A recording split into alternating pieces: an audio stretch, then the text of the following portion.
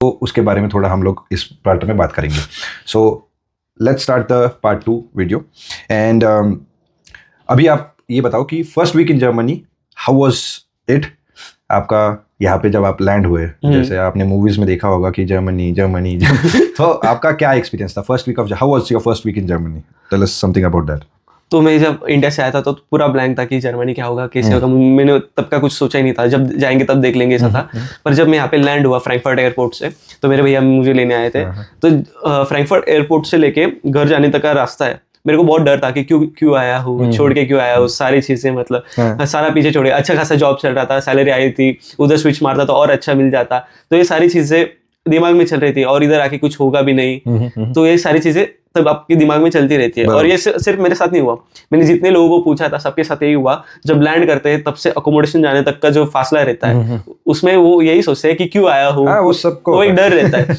वो सबका होता है. हाँ, वो एक डर रहता है. तो वही मेरे साथ हुआ. और पहला हफ्ता ऐसा हुआ कि मैं 25 तारीख को यहाँ पे लैंड हुआ, और 1 तारीख का मेरा डॉइचलैंड टिकट मेरा एक्टिवेट होने वाला था. तो मैं किधर घूम नहीं सकता था 5 दिन के लिए. हाँ, 5-6 दिन के लिए. तो मैं घर पे ही बैठा रहा. ओके, तो आपको 5 दिन जा ही नहीं सकते. आई मीन आप जा सकते हो, लेकिन आपको बस का टिकट लेना पड़ा. 3 यूरो लेना पड़ेगा, 300 रुपए. मतलब अपन वही स्टार्टिंग में ये कैलकुलेटर हमेशा चलता है माइंड में कि 1 यूरो 100 रुपए. तो प्रोडक्ट जब देखते हैं या फिर कोई भी चीज खरीदते हैं तो 1 यूरो इज इक्वल टू 100. अरे मैं 100 रुपए की चीज ले रहा हूँ, तो वो होता है. और ये सोचते हैं कि 30 रुपए का अंडा अपन खाएंगे. अपन को 7 रुपए का अंडा खाने की आदत थी. 7 से 30 का वो जो फासला रहता है वो दिमाग में डालने के लिए थोड़ा टाइम लगता है, लेकिन वो हो जाता है धीरे धीरे. What shocked you the most when you came to Germany? The first shocker आपके लिए क्या था जब आप जर्मनी आए? यहाँ पे आने के बाद मेरे लिए सारी चीजें शॉकिंग थी. हाँ, लेकिन उसमें सबसे जो फर्स्ट वाला जो मतलब आपको याद रहेगा, ये वाला साला ये मैंने नहीं सोचा था ये ऐसा होगा यहाँ पे. ऐसा इधर के लोग है ना, कुछ लोग बहुत बोलते हैं, कुछ लोग बोलते ही नहीं है. तो मतलब मुझे ट्रेन में एक बुढ़े अंकल आंटी मिले थे. तो मैं बैठा था, उन्होंने खुद से कन्वर्सेशन चालू की थी. तो थोड़ा मेरे को जर्मन टूटा फूटा आता था, तो मैंने उनके साथ कन्वर्सेशन होल्ड कर दी. तो मतलब जितने भी बूढ़े लोग थे सारे, जब मैं ट्राम में सफर करता था तो सारे मुझसे बहुत अच्छे से बात करते थे. यही चीज मैंने 3 लोगों के साथ चालू कर दी. कोई बात करने के लिए तैयार नहीं. मतलब मैंने इसे देखा है कि 3 लोग थोड़ा कम बात करते हैं और बूढ़े बहुत बात करते हैं. वो डिपेंड करता है आपको कैसे मिलते हैं, क्योंकि एजेड लोग जो होते हैं they try and make you sometimes comfortable. But मेरा एक्सपीरियंस ऐसा है कि अगर आप जर्मन में बात करो सो दे विल हेल्प यू और they will start the conversation. But आप इंग्लिश में बात करोगे ना तो मेरा एक्सपीरियंस कुछ और है. बट वो लैंग्वेज का भी डिफरेंस होता है. एंड इट्स नॉर्मल कि अगर आप जर्मन में कन्वर्सेशन स्टार्ट करते हो तो आपसे वो काफी अच्छे से वो they explain, they tell you new things, यहाँ जाओ, ये करो, वो करो, सब चीजें एक्सप्लेन करेंगे. बट बेसिक पॉइंट है मेरा कि जर्मन बात करना पड़ेगा आपको. यस. तो उसके बाद आपका यहाँ पे आपने बोला कि बैंक अपॉइंटमेंट आपका जो था वो 25 आई थिंक डॉइचलैंड टिकट आपका फर्स्ट तारीख से. तो एक शॉकर वो हो गया, आपको यहाँ पे घर पे बैठना पड़ा है. ये सब बैंक अपॉइंटमेंट और इसका स्ट्रगल कैसा था? मतलब आपका city registration, bank appointment and SIM card topic के ऊपर इनिशियल इसमें आपने क्या कैसे इसको? तो मेरा अकोमोडेशन मिलने वाला था 3 तारीख से, और मैंने सिटी रजिस्ट्रेशन का अपॉइंटमेंट लिया 7 तारीख को. तो जो 7 तारीख का अपॉइंटमेंट था वो मेरे को 1 हफ्ते पहले ही लेना पड़ा. क्योंकि यहाँ पे जो वेटिंग लिस्ट रहती है वो बहुत बड़ी रहती है और बहुत लोग आने वाले थे. magdeburg यूनिवर्सिटी में बहुत लोग पढ़ते हैं और हर साल बहुत लोग आते हैं. तो वहाँ इसलिए सारी चीज़ों के लिए वेटिंग लिस्ट बहुत तगड़ी रहती है. जैसे कि बैंक अपॉइंटमेंट लेना हो या फिर कुछ लेना हो, सिटी रजिस्ट्रेशन करना हो, तो उसके लिए बहुत पहले अपॉइंटमेंट लेना पड़ता है. तो यहाँ पे जब आया था वही सिम कार्ड का था कि सिम कार्ड मुझे लेना था. तो उसके लिए मेरे को पासपोर्ट भी चाहिए और सिटी रजिस्ट्रेशन भी चाहिए. तो मैं without city registration SIM card नहीं ले सकता था. और मुझे रजिस्ट्रेशन के लिए आपको घर चाहिए. हाँ, सिटी रजिस्ट्रेशन के लिए घर चाहिए. और बैंक अकाउंट खोलना है तो सिटी रजिस्ट्रेशन चाहिए. मुझे मेरा आईडी कार्ड भी लेना है तो सिटी रजिस्ट्रेशन चाहिए. तो आपको ये सब चीजें इंटरलिंक होती है. हाँ, सारी चीजें रहती है. तो एक के बाद एक हो जाती है. ओके, बट सबसे इंपॉर्टेंट क्या है इसमें? मतलब आपको सबसे पहले क्या चाहिए? जब आप पासपोर्ट आपके पास होता है, वीजा आपके पास होता है, उसके बाद कोई आप देख रहा है तो if he is coming here, सबसे इंपॉर्टेंट चीज क्या है? सबसे पहले चाहिए आपको अकोमोडेशन, और उसके बाद सिटी रजिस्ट्रेशन. सिटी रजिस्ट्रेशन के लिए चाहिए आपको केयर ऑफ लेटर और सबलेट. आपका जो Wohnungsbestätigung document. Right. Wohnungsbestätigung document ये डॉक्यूमेंट होता है कि जैसे आपका कॉन्ट्रैक्ट हो गया ओनर के साथ, वो आपको एक परमिशन देता है, तो उसका एक अलग डॉक्यूमेंट होता है. मतलब contract, house contract and Wohnungsbestätigung document, care taking, उसको बोलते हैं सबलेट और केयर ऑफ लेटर अपने स्टूडेंट की लैंग्वेज में. तो ये सारे 2 डॉक्यूमेंट इंपॉर्टेंट रहते हैं. तो वो लेके आप सिटी रजिस्ट्रेशन करते हैं. उसके बाद ये सारी चीजें होने के बाद ही आप बैंक अकाउंट ओपन कर सकते हैं। मतलब आपका सिचुएशन होने के बाद आप बैंक अकाउंट खोल सकते हैं। हाँ, बैंक अकाउंट ओपन हो गया, उसके बाद आप अपना ब्लॉक अकाउंट उसमें ट्रांसफर कर सकते हैं, मनी ट्रांसफर जो आप इंडिया से ब्लॉक कर और उसके बाद आप हेल्थ इंश्योरेंस निकाल सकते हो। ओके, तो ये सारी चीजें इंटरलिंक ही रहती है। अच्छा,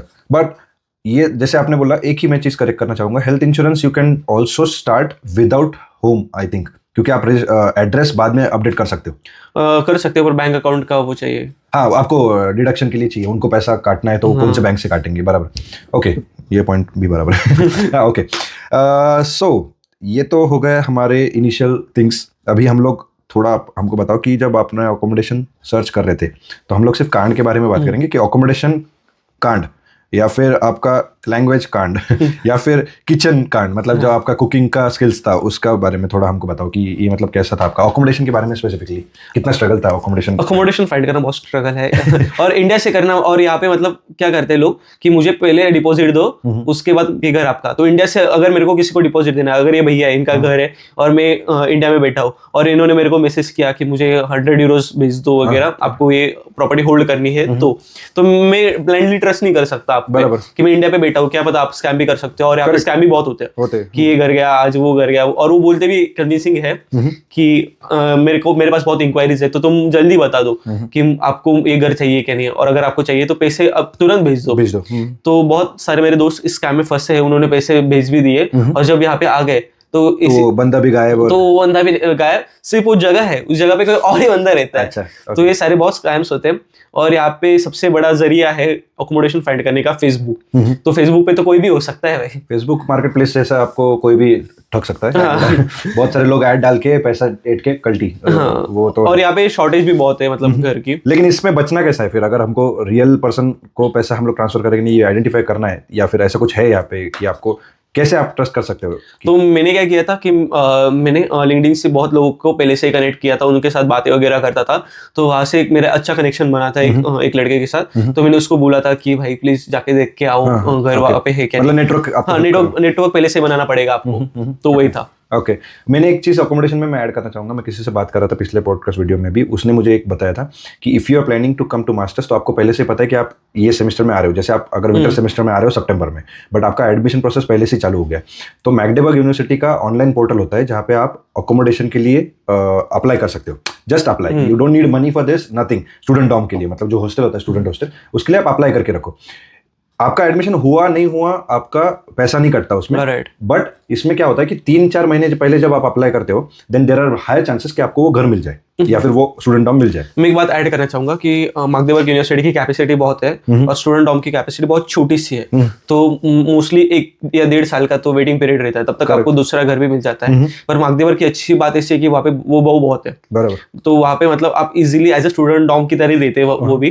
तो 200-250 या 300 यूरो तक के वो बहु रहते हैं, बराबर। तो वहाँ पे आप रह सकते हो। वो बाउ करके एक होता है जहाँ पे आप अप्लाई भी कर सकते हो I think, and you get this houses same like student. तो अगर आप अक्टूबर में आ रहे हो और आपकी प्रोसीजर मार्च में चालू हो गई या फिर अप्रैल में, जून जुलाई में चालू हो गई, तो आप वो बाउ को पहले से बता के रख सकते हो कि मुझे आना है और मुझे घर चाहिए। Okay, super.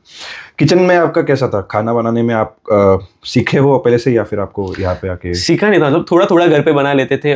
मेरा नहीं, एक दूसरा मेरा जो रूममेट था उसका खाना बना बताता हूँ। तो यहाँ पे हमारे घर पे चिमनी वगैरह कुछ नहीं है, तो पैक्ड रहते हैं वो के जो किचन रहते हैं वो पैक्ड रहते हैं। तो उसने चिकन बनाया था किचन में, ओवन में।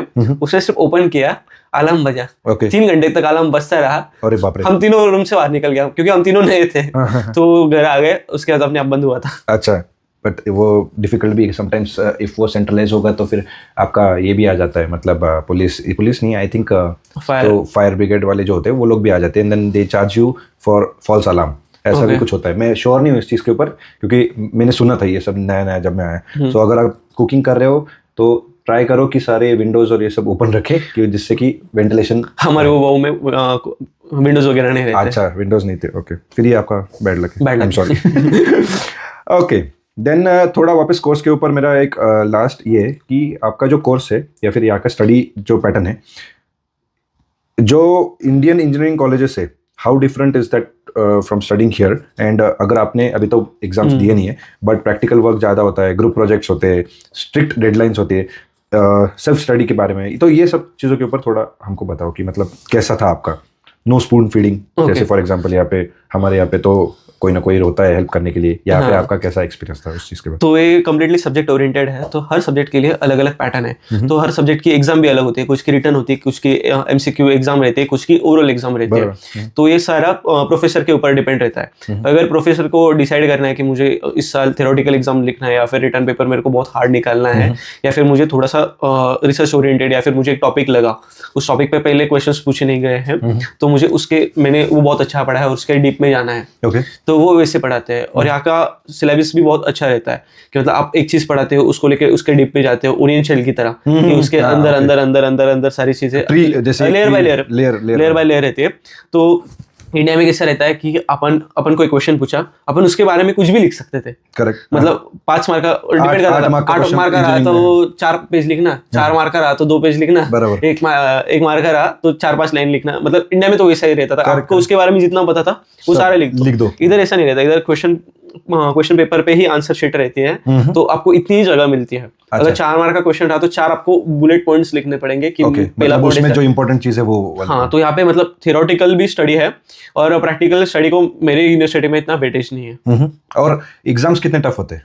एग्जाम वो कम्प्लीटली सब्जेक्ट पे डिपेंड है। कुछ सब्जेक्ट का बहुत डिफिकल्ट रहता है, जैसे कि मशीन लर्निंग है, वहाँ का पासिंग रेट ही 20% है, 20% लोग ही वो पास कर पाते हैं। और कुछ सब्जेक्ट बहुत ईजी है जिसमें सारे लोग ही पास हो जाते हैं। अच्छा, last point in this part, आपने पार्ट टाइम के लिए अप्लाई किया या फिर करने वाले हो, तो उसका एक्सपीरियंस कैसा था? And for part time, because you are a student, German language कितना इंपॉर्टेंट है, ये चीज़ थोड़ा। तो मैं अभी 1-2 महीने में पार्ट टाइम ढूंढना चालू कर दूंगा, कौन सा भी मिले। तो अभी मैंने टेक्निकल के लिए अप्लाई करना चालू किया था, जैसे जॉब ज़ूका करके है, Xing है, लिंक्डइन है, उस पे से मैंने स्टार्ट कर दिया था कि पार्ट टाइम ढूंढने का। तो टेक्निकल पार्ट टाइम यहाँ पे थोड़ा सा बहुत डिफिकल्ट है, क्योंकि अपन को 2 दिन ही काम करना है, तो उसके लिए वो पे करने वाले हैं, तो उनको उसकी लेवल भी चाहिए। तो मोस्टली लोग इंटरव्यू तक जा ही नहीं पा रहे हैं। तो मेरा ऐसा था कि मैं एप्लीकेशन पे ही रुक गया हूँ। अच्छा, तो मैं एप्लीकेशन फॉरवर्ड करता हूँ, वहां से मुझे रिजेक्ट का मेल आता है।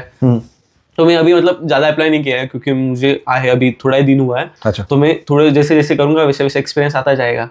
ये भी ठीक है। और कुछ नहीं मिले तो कुछ ना कुछ पार्ट टाइम करना ही पड़ेगा। करेक्ट, मतलब पार्ट टाइम आपका नॉन टेक्निकल में भी आप ट्राई कर सकते हो, लेकिन वही है, नॉन टेक्निकल में भी जर्मन लैंग्वेज का काफी यूज होता है यहाँ पे। तो हाँ, अभी तो जर्मन लैंग्वेज मैंडेटरी है, आप कौन सा टेक्निकल करो या नॉन टेक्निकल करो। कुछ लोगों को लगता है कि कंप्यूटर साइंस में मतलब इतना जर्मन लैंग्वेज नहीं लगता, क्योंकि इंग्लिश डॉट कोर्स, हाँ, इंग्लिश डॉट कोर्स रहता है और कंप्यूटर में क्या कोडिंग ही रहती है। पर वैसा नहीं है, आपको मैनेजर के साथ कन्वर्सेशन करना है, स्प्रिंट मीटिंग क्लाइंट के साथ, हाँ, स्प्रिंट मीटिंग रहती है, तो उसमें आपको जर्मन में ही बोलना पड़ता है। तो उनको अभी सबको B1 मैंडेटरी है। बराबर। तो my next partly question was the same कि कितना तक जर्मन सीखना इंपॉर्टेंट है यहाँ पे आने के लिए?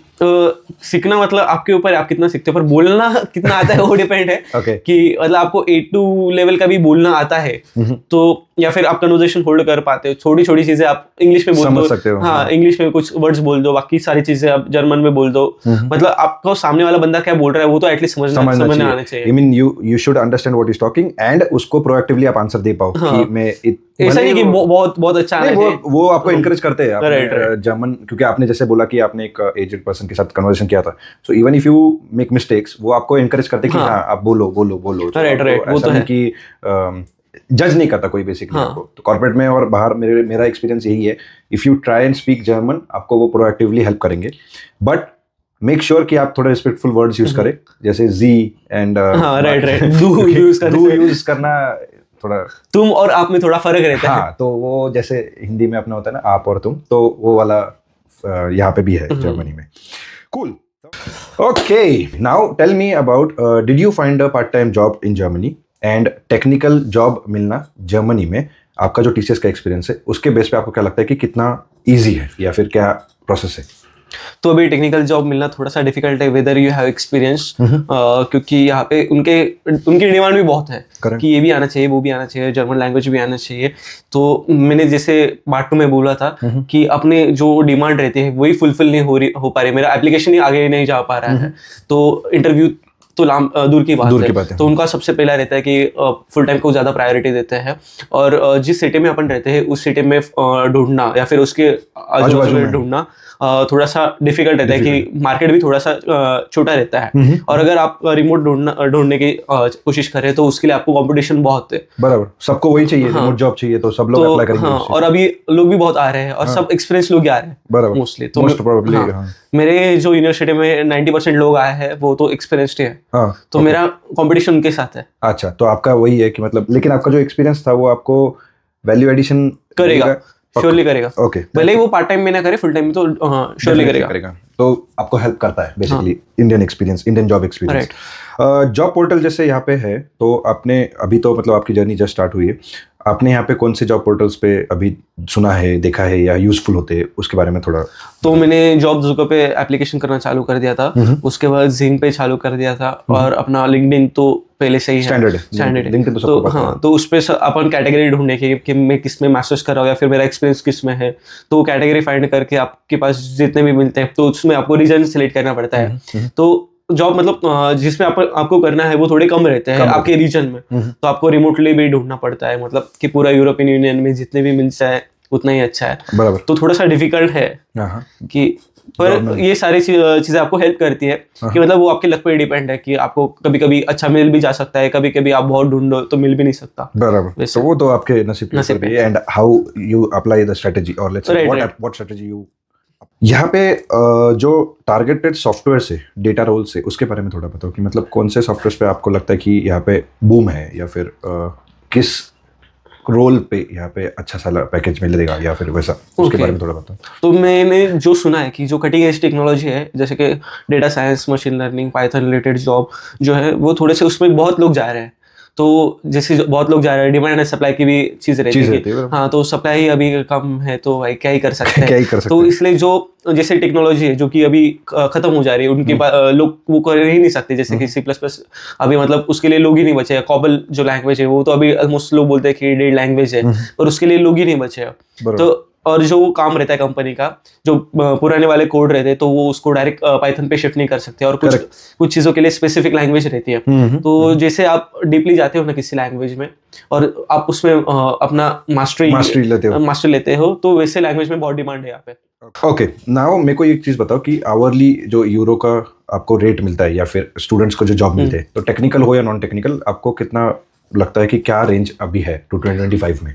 तो मैंने जो सुना है कि जो एवरेज है वो 10 से लेके 20 तक जाता है, मतलब जितना आपका टेक्निकल अच्छा है तो अगर आपको 20 भी मिल सकता है, और आप टेक्निकली तो मतलब आप ऐसे वेयर हाउस में जॉब कर रहे हैं तो उधर 10-12 मिल सकता है। तो एवरेज में बोल सकता हूँ कि 15 या 16 तक मिलता है। मैंने भी जितना सुना था कि I think 14 and 15 is a good rate. हाँ, अगर आपका टेक्निकल स्ट्रांग है एंड आपको टेक्निकल ही जॉब मिला है, जो एक्सपीरियंस आपका था, तो 14 and 15 is a good amount. But जो बड़ी कंपनीज होती है जैसे अमेजॉन या ये मतलब सीमेंस, सो दे ऑल्सो पे मोर, right? Okay, now the most Google question सबसे ज्यादा पूछा गया क्वेश्चन है, जो मैंने भी थोड़ा, हमारी जो टीम है उन्होंने सर्च किया है, एक बंदे की उन्होंने बोला है कि मुझे ये क्वेश्चन प्लीज पूछो, do you need German for student job in Germany? Right, लगता ही है। मैंने जितना भी अभी देखा है, अगर आप पार्ट टाइम जॉब कर रहे हो और मतलब आपको क्लीनिंग का जॉब है वगैरह, उसमें आपको इंग्लिश भी आप बोल सकते हो, तो उधर आपको जरूरत नहीं पड़ती। पर आपको जो अच्छी जॉब ढूंढना चाहते हो कि टेक्निकल जॉब है या फिर नॉन टेक्निकल में ही थोड़ा अच्छा लेवल ढूंढना है, तो आपको जर्मन आना ही चाहिए। बराबर, क्योंकि पार्ट टाइम में क्लीनिंग के लिए तो आपको जर्मन की जरूरत नहीं। वो ऐसा होता है ना कि वो आपकी स्किल्स के ऊपर है, तो you don't need to talk to. Right, और उसमें पैकेज भी थोड़ा कम मिलता है। वो तो साइड जॉब है, मतलब साइड जॉब जो स्टूडेंट या फिर मिनी जॉब है। राइट, बेसिकली मेरा इसके ऊपर एक टेक है कि और एक सिंपल आंसर है मेरे पास, जिस जॉब में आपको किसी से भी बात करना है तो then you need German. Right, अगर आप अप्लाई कर रहे हो, फॉर एग्जांपल मैं कोई चीज में अप्लाई कर रहा हूँ बेकरी में, and I am in the back and, जैसे बैक एंड मतलब मैं क्लीनिंग में हूँ बैक एंड में, तो क्लीनिंग मेरे को पता है कि ये मेरा इतना ही काम है, तो वहाँ पे मेरे को जर्मन की जरूरत नहीं है। वो लोग आपको बैक एंड में ही रखने वाले, ना आप कस्टमर को फेस करोगे, ना कोई आपको कुछ चीज बताएगा। जो बंदा आपको काम बताने वाला है वो he can explain you one time, तो वो वन टाइम रिपीटेटिव जॉब हो गया, उसमें जर्मन की जरूरत नहीं होती। बट वहाँ पे कंपटीशन भी ज्यादा होगी क्योंकि बहुत सारे लोग अप्लाई करेंगे। एंड जो चीज में आपको ऐसा है कि जर्मन रिक्वायर्ड है, या फिर आपको फेस टू फेस, जैसे वही बेकरी में अगर मैं कोई प्रोडक्ट बेच रहा हूँ, मतलब जैसे मैं क्रोसॉन दे रहा हूँ, so I have to talk to the customer, तो कस्टमर से बात करना मतलब जर्मन आना चाहिए। और उसमें सैलरी का भी डिफरेंस रहता है। हाँ, एग्जैक्टली, जो रिपीटेटिव काम है या फिर जहाँ पे जर्मन नहीं लगती वहाँ पे सैलरी कम होती है, एंड जो आप फेस करते हो कस्टमर को वहाँ पे आपको ज्यादा सैलरी मिलती है। Cool.